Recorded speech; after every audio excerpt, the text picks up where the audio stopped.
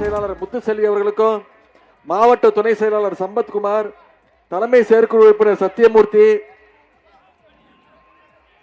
பொதுக்குழு உறுப்பினர்கள் சாமண்ணன், சத்யநாராயணன், ஒன்றிய நகர பேரூர் கழக செயலாளர்கள் சூரியகுமார், அன்பழகன், சதீஷ்குமார்,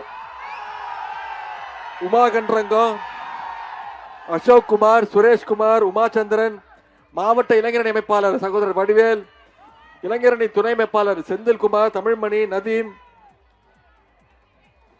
அதே போல திருப்பத்தூர் எம்கேஆர் சூரியகுமார் பேர் சொல்லிட்டேன். திருப்பத்தூர்ல இருந்து வந்திருக்கக்கூடிய நிர்வாகிகள், மாவட்ட நிர்வாகிகள் ஜோதிராஜன், டி கே மோகன், செயற்குழு உறுப்பினர் ராஜமாணிக்கம், ரகுநாத், அரசு தொகுதி பார்வையாளர் ரமேஷ், ஒன்றிய செயலாளர் நகர செயலாளர் பேரூர் செயலாளர் ராஜேந்திரன், முருகேசன், குணசேகரன், மோகன்ராஜ், ராஜேந்திரன், இளைஞரணி அமைப்பாளர் வடிவேல், துணை அமைப்பாளர் தமிழ்மணி, நதீம் உள்ளிட்ட இளைஞரணி உள்ளிட்ட அனைத்து அணிகளுடைய சார்பு அணிகளுடைய நிர்வாகிகள், அதே போல நம்முடைய கூட்டணி கட்சிகள், மதச்சார்பற்ற முற்போக்கு கூட்டணியுடைய கூட்டணி கட்சிகள், இந்திய தேசிய காங்கிரஸ், தேசிய முற்போக்கு திராவிட கழகம், இந்திய கம்யூனிஸ்ட் கட்சி, மார்க்சிஸ்ட் கம்யூனிஸ்ட் கட்சி, விடுதலை சிறுத்தைகள், மறுமலர்ச்சி திராவிட முன்னேற்ற கழகம், இந்திய யூனியன் முஸ்லிம் லீக், மனிதநேய மக்கள் கட்சி, கொங்கு நாடு மக்கள் தேசிய கட்சி, மனிதநேய ஜனநாயக கட்சி, மக்கள் நீதி மையம், தமிழ் புலிகள் கட்சி, எஸ்டிபிஐ, இப்படி பல்வேறு தோழமை கட்சிகளை சேர்ந்த அனைத்து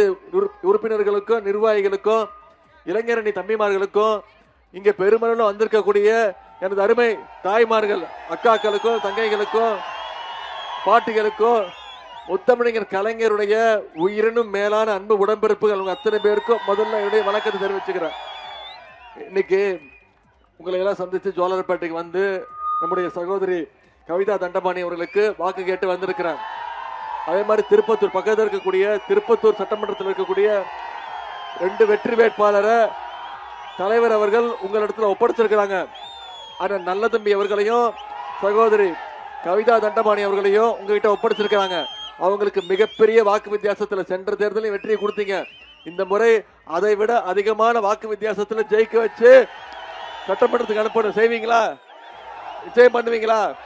சென்ற முறை வாங்கின வாக்கு வித்தியாசத்தை விட அதிகமான வாக்கு வித்தியாசத்தில் ஜெயிக்க வைப்பீங்களா? செய்வீங்கன்ற நம்பிக்கை இருக்கு. நான் தொடர்ந்து 2 நாளா தமிழ்நாடு முழுக்க பிரச்சாரத்தில் ஈடுபட்டு இருக்கேன். நானும் ஒரு வேட்பாளர், நானும் ஒரு தொகுதியில் நிக்கிறேன். தெரியுமா உங்களுக்கு? இது வரைக்கும் என் தொகுதிக்கே நான் போல. நான் போய் எனக்கு ஓட்டு கேட்கவே இல்லை. ஆனா என் தொகுதிக்கு போறதுக்கு முன்னாடி இங்க சகோதரி கவிதா தண்டபாணி அவர்களுக்கும் ஆனா நல்ல தம்பி இவர்களுக்கும் ஓட்டு கேட்டு உங்க முன்னாடி வந்து நிக்கிறேன். ஏன்னா என்னுடைய வெற்றியை விட அவங்க 2 பேருடைய வெற்றி மிக மிக முக்கியமான வெற்றி. நீங்க அவங்க 2 பேரை ஜெயிக்க வச்சீங்கன்னா நம்ம தலைவரை ஜெயிக்க வச்ச மாதிரி, என்ன ஜெயிக்க வச்ச மாதிரி. அதனாலதான் உங்களை எல்லாம் நாடி தேடி வந்திருக்கிறேன். நான் 2 நாட்களா மக்களை சந்திச்சுட்டு இருக்கேன். அதே மாதிரி நம்முடைய தலைவர் அவர்களும் 2 நாளா மக்களை சந்திச்சு பிரச்சாரத்தை மேற்கொண்டு இருக்கிறாரு. எந்த தைரியத்துல மீண்டும் மக்களை போய் சந்திக்கிறோம்? கடந்த 5 வருஷமா கொடுத்த வாக்குறுதிகளை நிறைவேற்றிருக்கிறோம். என்னென்ன தேர்தல் வாக்குறுதி சொன்னமோ அதெல்லாம் நிறைவேற்றிருக்கிறோங்கிற நம்பிக்கையில இன்னைக்கு மக்களை சந்திக்கிறோம். உதாரணத்திற்கு சில திட்டங்களை மட்டும் சொல்ல விரும்புறேன். நம்ம ஆட்சி பொறுப்பு ஏற்றதும் நம்முடைய தலைவர் முதலமைச்சர் ஆனோடனே அவர் போட்ட முதல் கையெழுத்து மகளிருக்கு விடியல் பயண திட்டம். போன சட்டமன்ற தேர்தல் போது நம்ம சொன்ன வாக்குறுதியை முதல் கையெழுத்தா தலைவர் போட்டாரு. ஒவ்வொரு மகளிரும் 900 ரூபாயில இருந்து 1000 ரூபாய் வரைக்கும் இந்த திட்டத்தின் மூலம் சேமிச்சாங்க.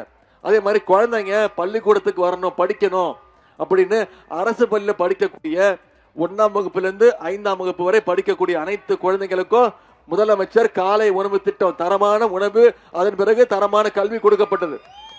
சரி, பள்ளிக்கூடத்துக்கு வந்துட்டாங்க குழந்தைங்க, அடுத்து கல்லூரிக்கு போகணும்ல, காலேஜ் படிக்கணும்ல, அதுக்கு ஊக்குவிக்க கல்வி ஊக்கத்தொகை.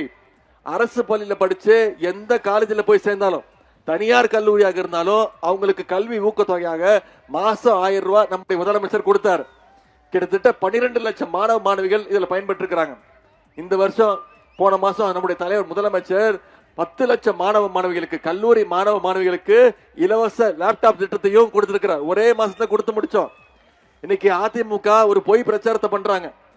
லேப்டாப் கொடுக்கிற திட்டம் அதிமுகவோட திட்டம்னு சொல்றாங்க. அதிமுக ஆட்சியில அவங்க ஸ்கூல் படிக்கிற குழந்தைங்களுக்கு லேப்டாப் கொடுத்தாங்க. 2019ஆம் ஆண்டே அந்த திட்டத்தை நிப்பாட்டிட்டாங்க.